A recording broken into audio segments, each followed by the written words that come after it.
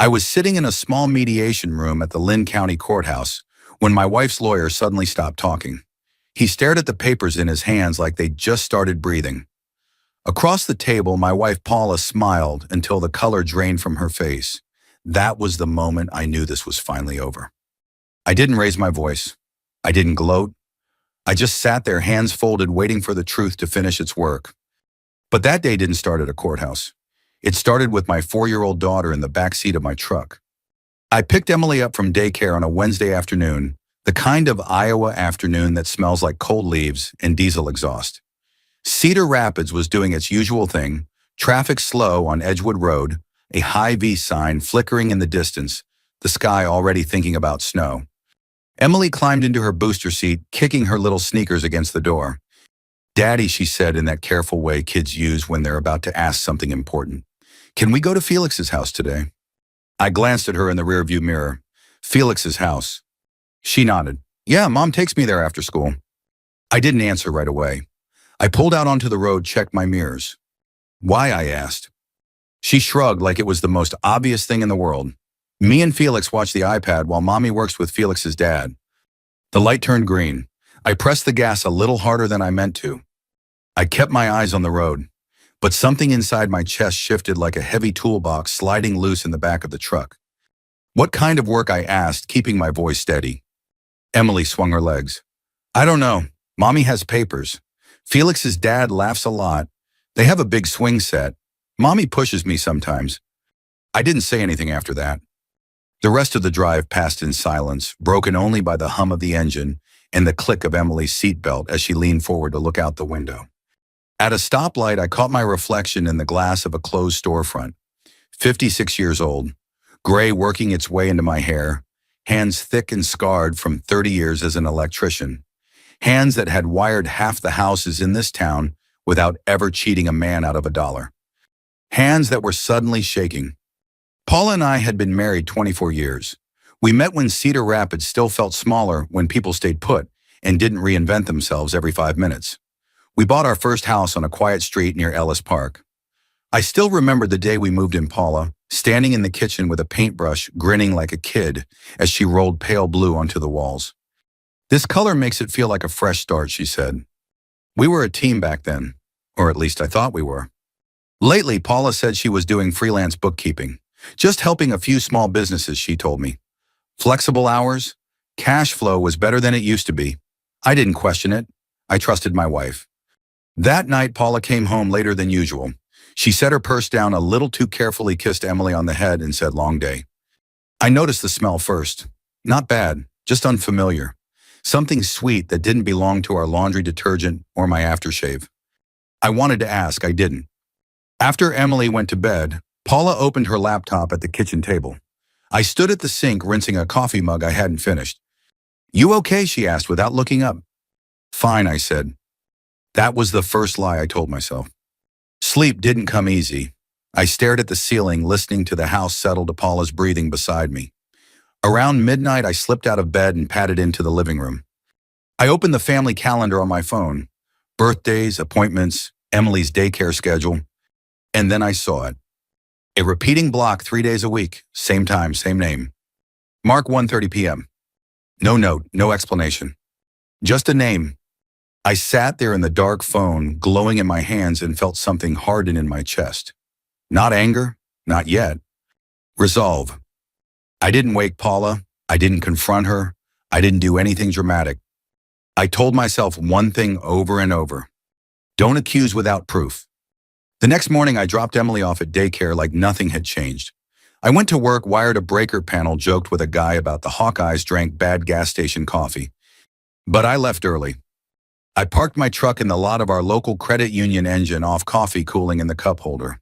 From there, I could see the street Emily had mentioned. At 1:27 p.m., Paula's minivan turned the corner. At 1:30, she pulled into the driveway of a neat little house with a swing set in the backyard. She got out carrying a folder. And she didn't come back out for 2 hours. I watched from behind my windshield, heart-pounding hands clenched so tight my knuckles hurt. This wasn't a daycare drop-off. This wasn't a quick meeting. This was a routine. And standing there in my old truck with the radio turned off and the afternoon light slanting across the dash, I realized something I didn't want to admit. Whatever my wife was doing at another man's house, it had been going on a long time. I told myself it was just one afternoon. Coincidences happen. Schedules overlap. People help people. That's what I told myself the first time. The second time I told myself I was being careful. By the third time I knew I was lying. The following week I adjusted my hours without saying a word. That's one advantage of being an electrician who's paid his dues. Nobody asks many questions when you say you're done early. I grabbed a coffee at Casey's, the kind that tastes burnt no matter what time of day it is, and parked again at the credit union. Same spot, same angle. At 1:28 p.m., Paula's minivan rolled by. She didn't look around. She didn't hesitate. She pulled into that driveway like she'd done it 100 times. I checked my watch. She walked up to the door with Emily's backpack over one shoulder and a slim folder tucked under her arm. No rush, no awkward pause, just a quick turn of her wrist. And the door opened. She didn't knock. She let herself in. That detail hit me harder than anything else.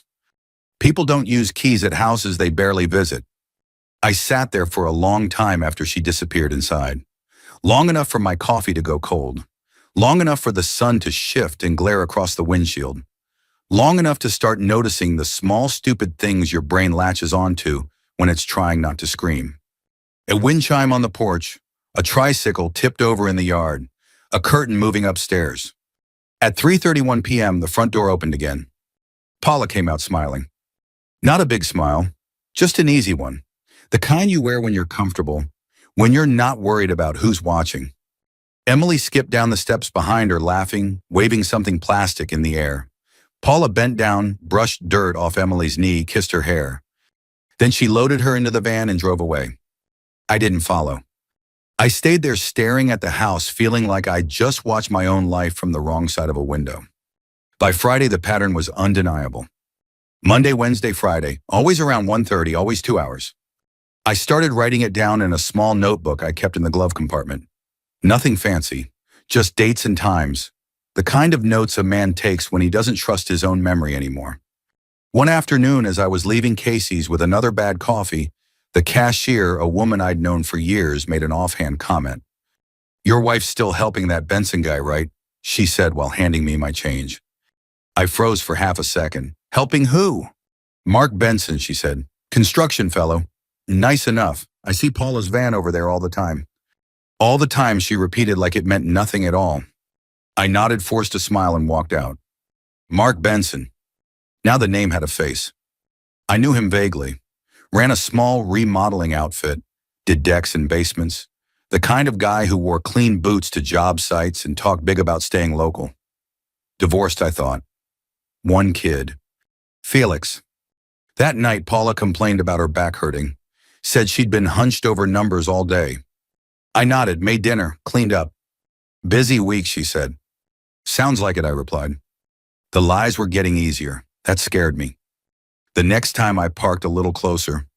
Close enough to hear laughter when a window cracked open upstairs.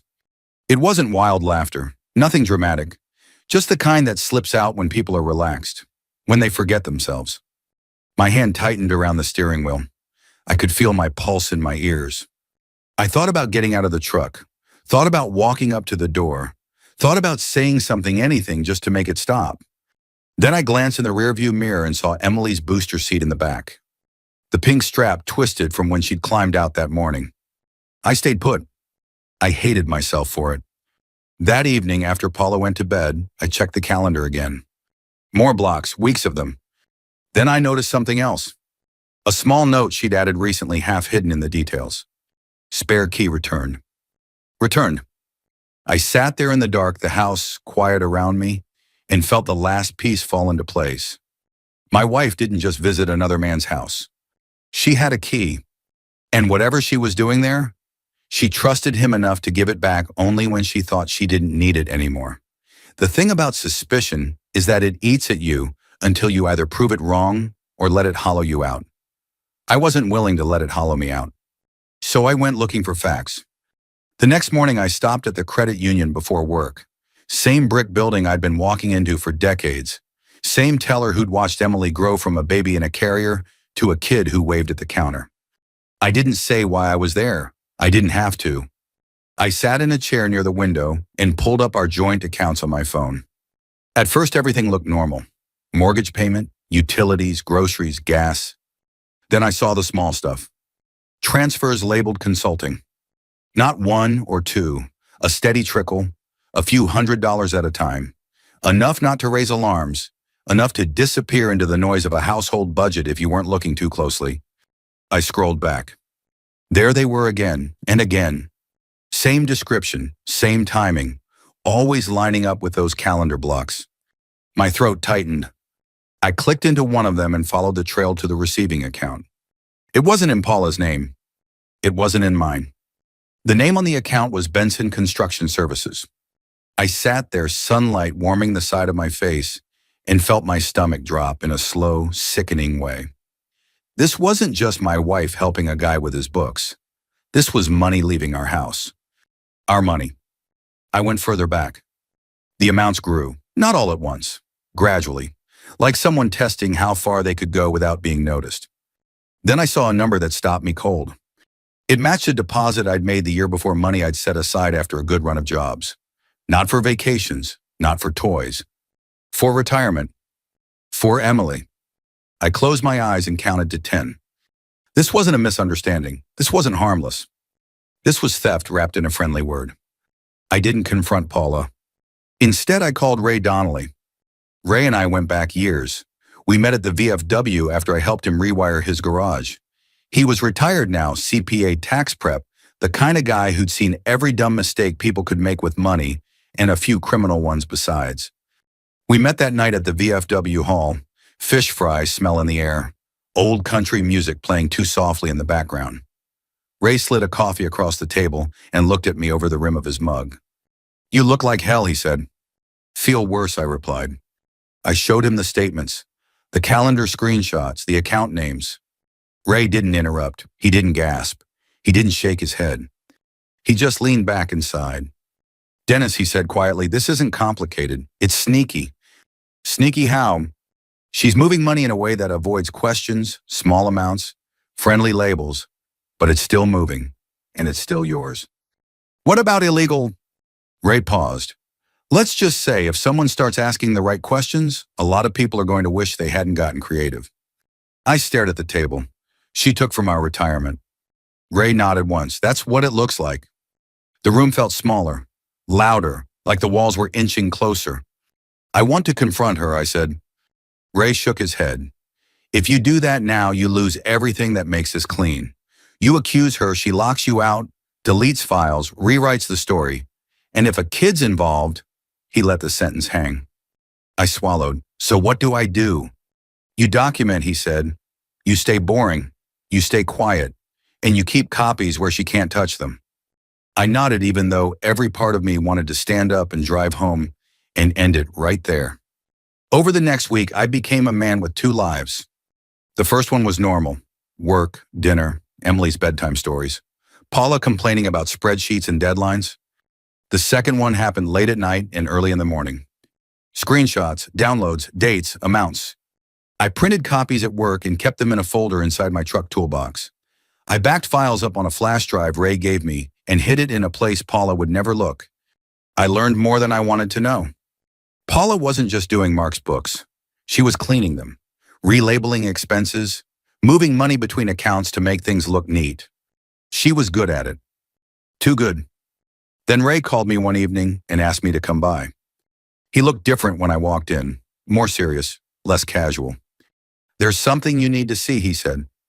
He turned his laptop toward me and pointed at a line item on one of the transfers. It referenced a job number I recognized instantly. A remodel I'd wired 2 years earlier, a job I'd billed under my own company name. My name was on the paperwork. My hands went cold. "Dennis," Ray said carefully, "if this ever blows up, your name being connected to this is going to matter." I stared at the screen, my own signature staring back at me from a document I'd trusted. That's when I understood something important. This wasn't just about what my wife was doing behind my back. It was about protecting myself and my daughter from being dragged down with her. And I realized with a clarity that hurt. If I didn't finish this the right way, I could lose a lot more than my marriage. Living with the truth is harder than discovering it. Once you know, every normal moment turns sharp around the edges. Every word sounds rehearsed. Every smile feels borrowed. Paula talked more than usual that week. About work stress. About clients who didn't understand how lucky they were to have her. About how tired she felt at the end of the day. I nodded. I cooked dinner. I asked Emily about preschool. I learned how to breathe through lies. Friday night was the church fish fry.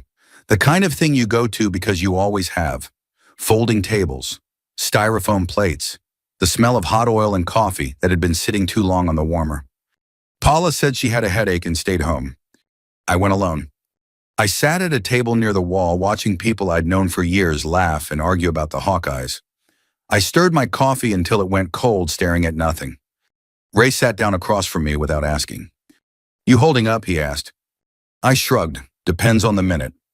He nodded like he understood exactly what that meant.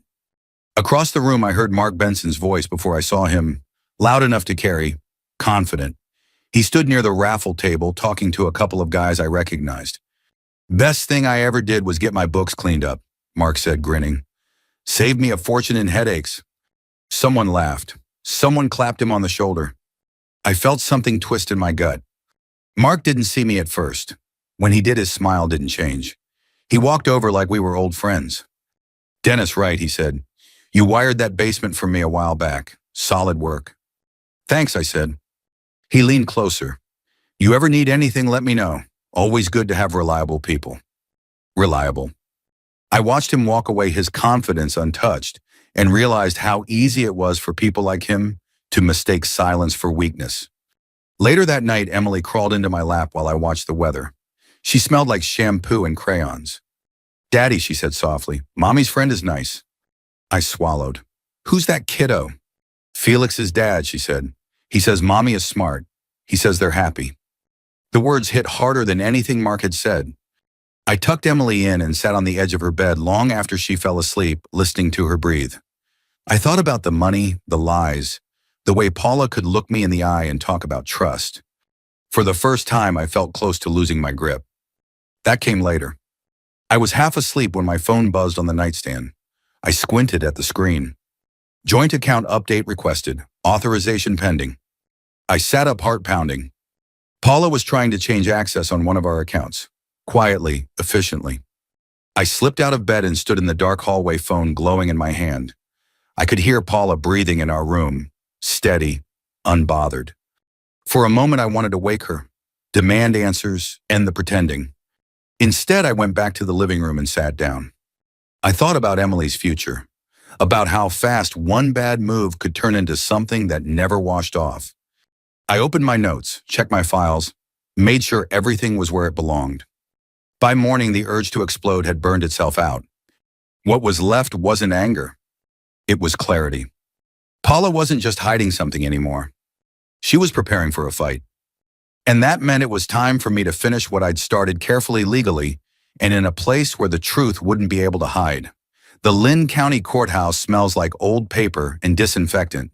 It always has. I'd wired lights in buildings, just like it all over eastern Iowa, places designed to look calm while people's lives came apart inside. Paula walked in 10 minutes late, heels clicking too loud on the tile. She looked confident, put together, the kind of confidence people wear when they think the story already belongs to them. Her lawyer followed close behind, talking softly, smiling at her like this was all routine.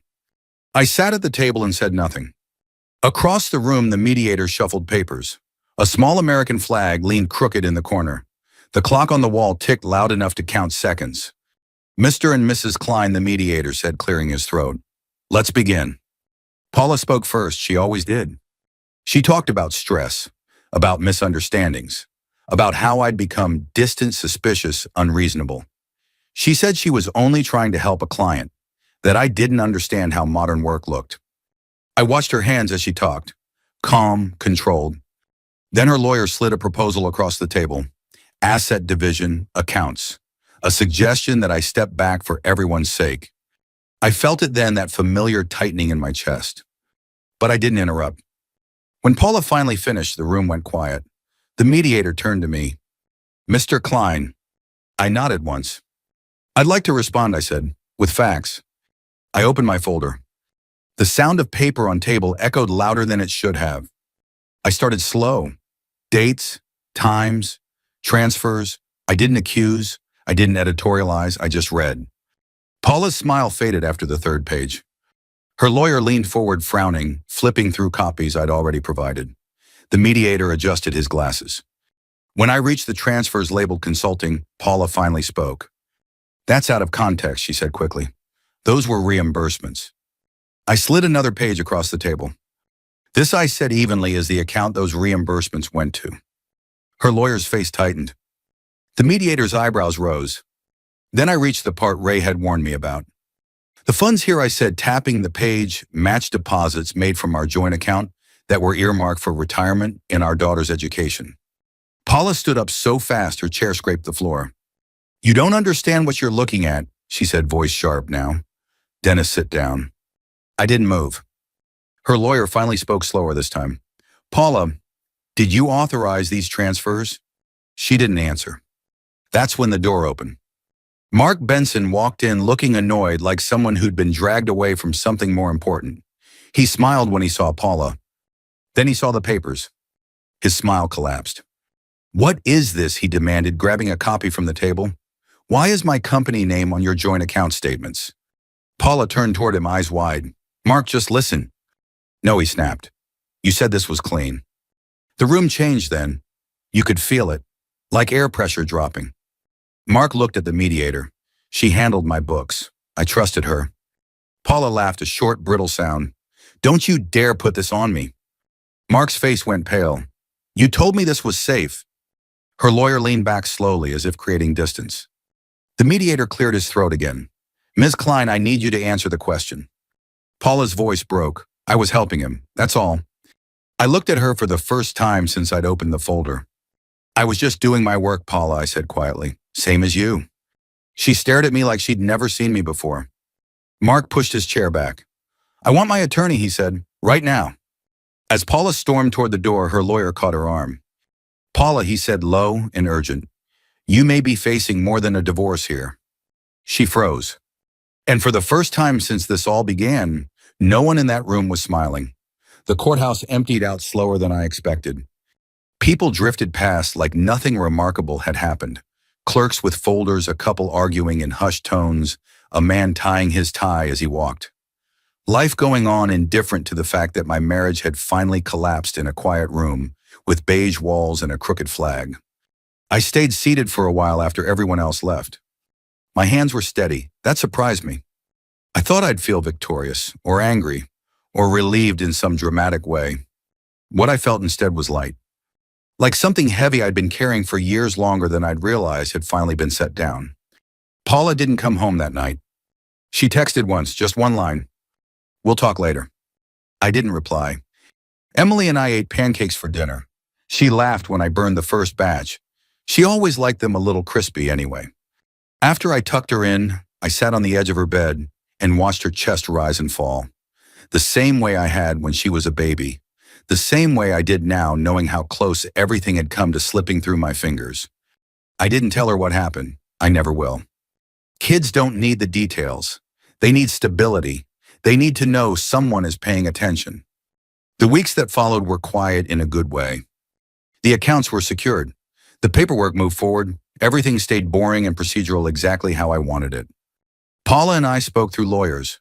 When we did speak directly, it was brief and careful. There was no screaming, no confessions. Just the reality settling in where excuses used to live. Mark Benson disappeared from our orbit entirely. Ray stopped by one evening with a six-pack and didn't say much. He didn't need to. "You did it right," he said before he left. "That's not always easy." On a cold Iowa evening, not long after I sat on the front steps of the house Paula once painted blue inside, Emily was inside coloring at the kitchen table. The sun was dropping low, turning the sky orange over the rooftops. I thought about everything I'd almost done wrong. About how close I'd come to exploding, to accusing without proof, to turning a bad situation into an irreversible one. Revenge, I learned, isn't about yelling or humiliating someone. It's about patience. It's about truth. It's about protecting the people who can't protect themselves yet. I didn't win by destroying my wife. I won by keeping my hands clean and my daughter's future intact. If this story stirred something in you, if you've ever felt that quiet doubt, that slow realization that something isn't right, take a moment to reflect. Sometimes the strongest thing a person can do is wait, watch, and choose the right moment. And if you believe stories like this matter, stories about restraint, truth, and standing your ground, consider sharing this one or subscribing. You never know who might need to hear it. Some lessons come late, but they still come in time.